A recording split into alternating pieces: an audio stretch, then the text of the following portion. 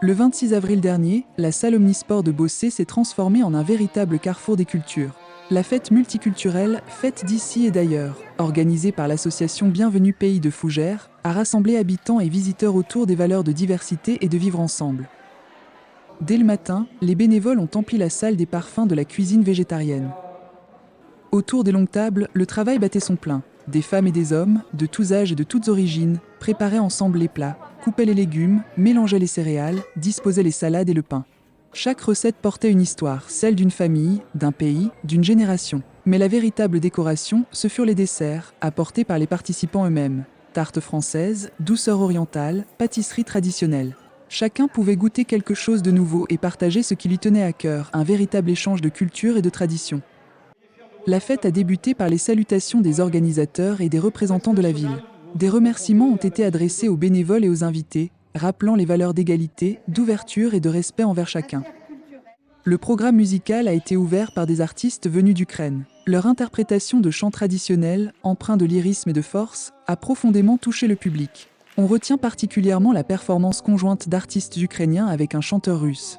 Ensemble, ils ont interprété une chanson devenue symbole de paix. Ce geste a montré que, même en période de tension, un rapprochement reste possible.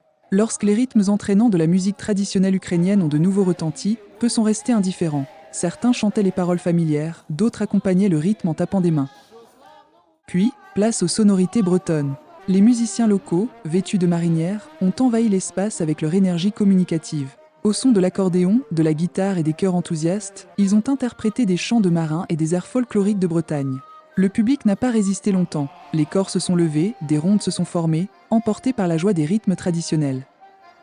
Un autre temps fort, l'apparition spontanée de 3 jeunes chanteuses, Lika, Géorgie, Maria, Ukraine et Zoé, Pakistan. Leur interprétation du morceau « Dernière danse » a ému le public. Véritable hymne à l'unité et à l'espoir, cette performance a été rendue possible grâce au soutien d'un réseau d'accueil favorisant l'intégration des nouveaux arrivants et l'épanouissement de leurs talents.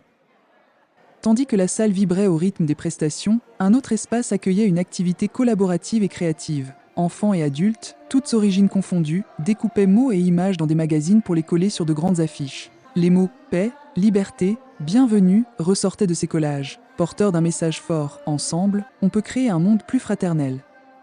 L'après-midi fut également marqué par une démonstration sportive. Un jeune freestylé en roller a émerveillé le public avec ses figures spectaculaires, récoltant une salve d'applaudissements. Inspirés, plusieurs enfants se sont ensuite initiés à cette discipline sous l'œil bienveillant des animateurs. Enfin, en guise de clôture, toute la salle, artistes, bénévoles, visiteurs s'est unie pour chanter « On écrit sur les murs ». Ce moment collectif a résumé l'esprit de la journée. Un message d'unité dans la diversité, un appel à la fraternité et à la cohabitation harmonieuse. La fête d'ici et d'ailleurs n'était pas seulement une célébration, c'était un manifeste vivant de la capacité des peuples à s'enrichir mutuellement. Ce reportage vous est proposé avec le soutien média de l'association Bénévoles Laboratoire des idées créatives et l'éducation. Ensemble, œuvrons pour un monde meilleur.